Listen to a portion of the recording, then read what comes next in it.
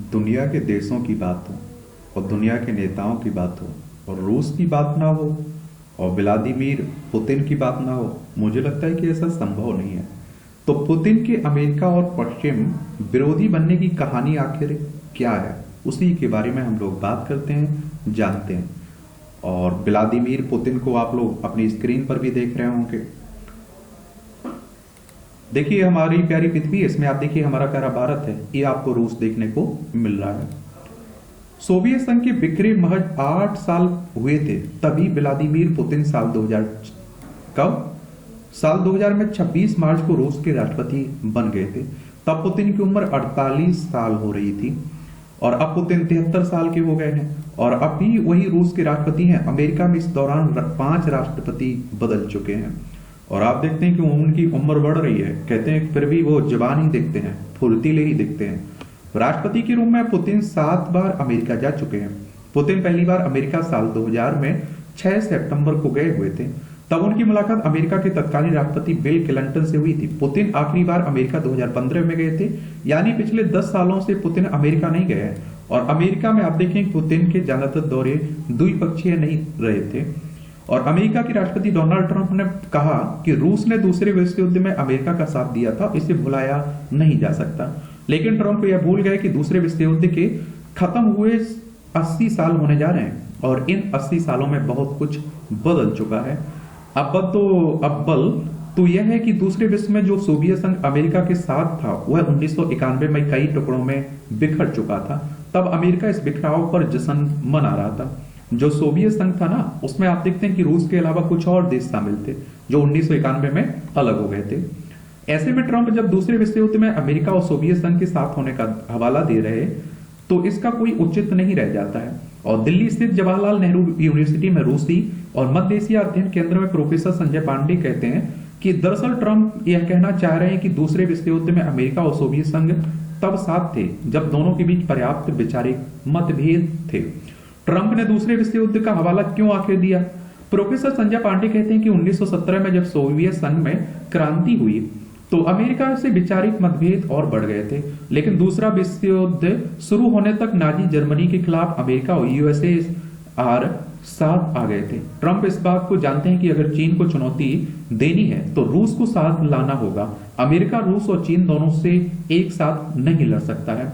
और ट्रंप यही कहना चाह रहे हैं कि दूसरे विश्व युद्ध में जब हम साथ आ सकते हैं तो अभी क्यों नहीं। और कहते हैं कि अमेरिका बड़ा मतलबी है।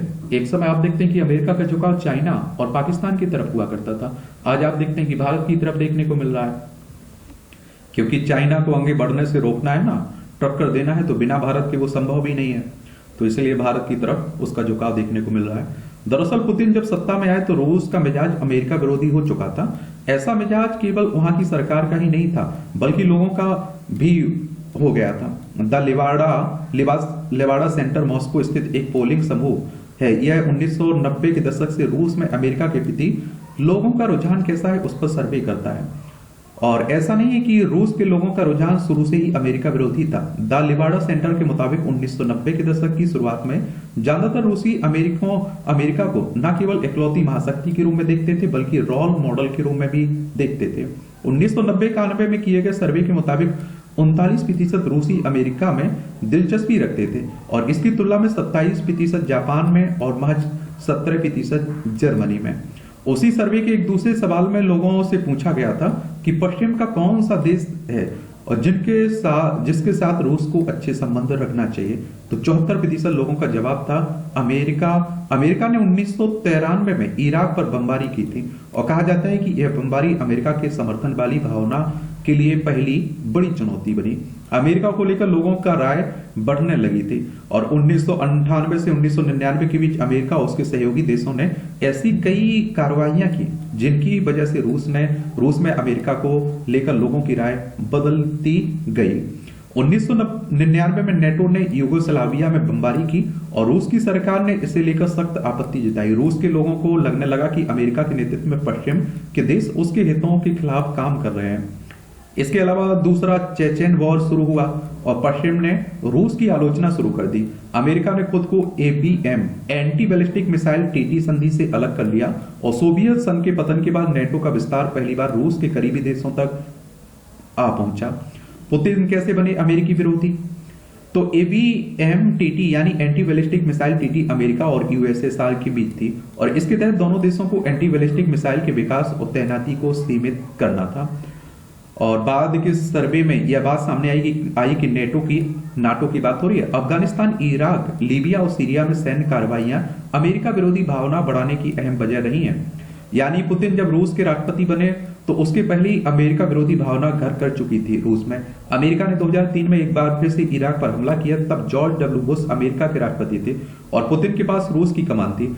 रूस ने अमेरिका के इस हमले का विरोध किया, लेकिन अमेरिका की अगुवाई वाला सैन्य गठबंधन इस विरोध को लेकर बेपरवाह रहा। इराक पर अमेरिकी हमले से 2 साल पहले जॉर्ज डब्ल्यू बुश ने पुतिन की प्रशंसा की थी। जून 2001 में अमेरिका के तत्कालीन राष्ट्रपति जॉर्ज डब्ल्यू बुश ने पुतिन की मुलाकात भी हुई थी। इस मुलाकात के बाद बुश ने पुतिन के बारे में कहा था, मैंने पुतिन की आंखों में देखा तो वह संवेदनशील लगे, मुझे वह बेबाक और भरोसे लायक दिखे। 16 जून 2001 को स्लोवेनिया में पुतिन और बुश ने मुलाकात के बाद संयुक्त प्रेस कॉन्फ्रेंस भी की थी और इसी प्रेस कॉन्फ्रेंस में बुश ने पुतिन के बारे में कहा था, पुतिन अपने मुल्क को लेकर काफी प्रतिबद्ध है, वह अपने देश के हितों को लेकर सजग रहते हैं। मैं बेबाक बातचीत के लिए उनकी प्रशंसा करता हूं।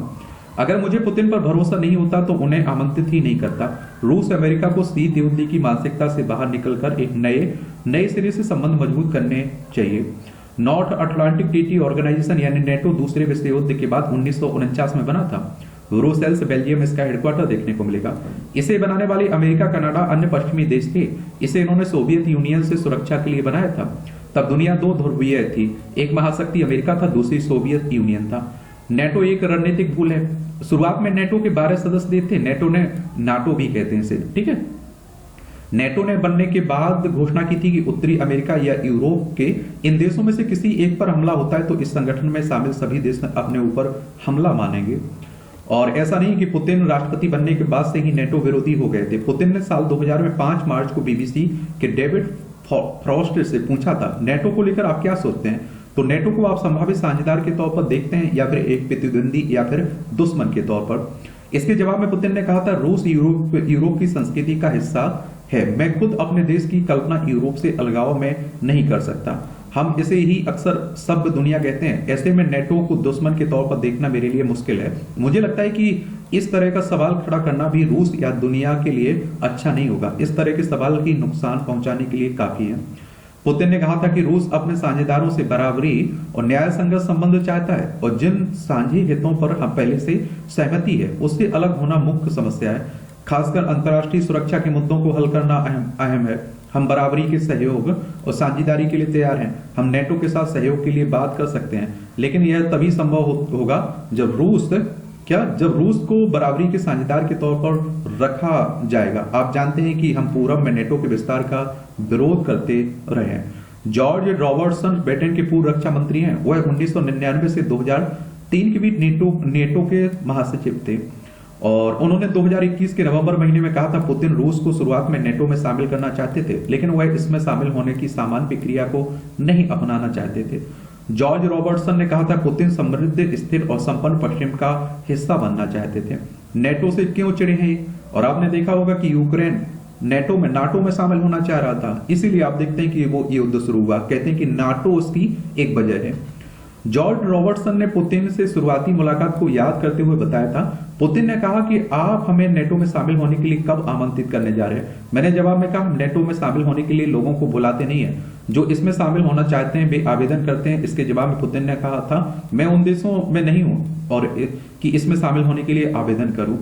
इसके बाद पुतिन का नेटो विरोध कभी थमा नहीं है। नेटो ने भी अपने विस्तार का रुख रूस की तरफ मोड़ दिया। 2004 में शीत युद्ध के बाद नेटो का दूसरा विस्तार हुआ। इस विस्तार में Estonia, Lithuania, Latvia, Bulgaria, Romania और स्लोवाकिया नेटो में शामिल हो गए। नाटो में नवंबर 2003 में जॉर्जिया में रोज रेवोल्यूशन हुआ था, वह पश्चिम के पाले में चला गया। और 2004 में यूक्रेन की सड़कों पर भारी संख्या में लोग विरोध प्रदर्शन के लिए उतरे और इसे ऑरेंज रेवोल्यूशन कहा गया। प्रदर्शनकारी रूस को खारिज कर अपना भविष्य पश्चिम के साथ देख रहे थे। क्रोएशिया और अल्बानिया भी 2009 में नेटो में शामिल हो गए।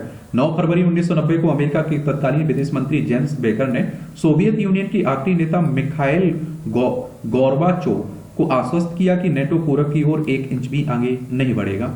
अमेरिका के पूर्व डिप्लोमेट जॉर्ज कैनन ने कहा था, नेटो का विस्तार शीत युद्ध के दौरान अमेरिका की सबसे विनाशक विदेश नीति रही है। लेकिन ऐसा कहने वाले केवल कैनन ही नहीं थे। Senator Edward Kennedy, senator Sam Nunn और थॉमस फ्रेडमैन ने भी 1990 के दशक में कहा था, बिना रूस को शामिल किए नेटो का विस्तार किया गया तो नया शीत युद्ध शुरू होने से कोई नहीं रोक सकता है। कहा जा रहा है कि दुनिया एक बार फिर से शीत युद्ध की ओर बढ़ रही है और इस बार चुनौती रूस के साथ चीन भी है।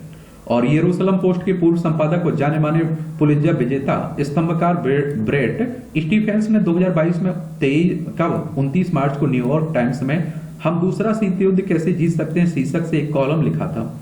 और इस कॉलम की शुरुआत में ही स्टीफेंस ने लिखा था कि पहले शीत युद्ध में सोवियत यूनियन और उसके सैटेलाइट के खिलाफ अमेरिका और हमारे सहयोगियों के पास एक गोपनीय हथियार था, और यह हथियार ना तो CIA ने बनाया था और ना ही DARPA defense advance research project agency या किसी लैब से आया था। यह हथियार कम्युनिज्म था।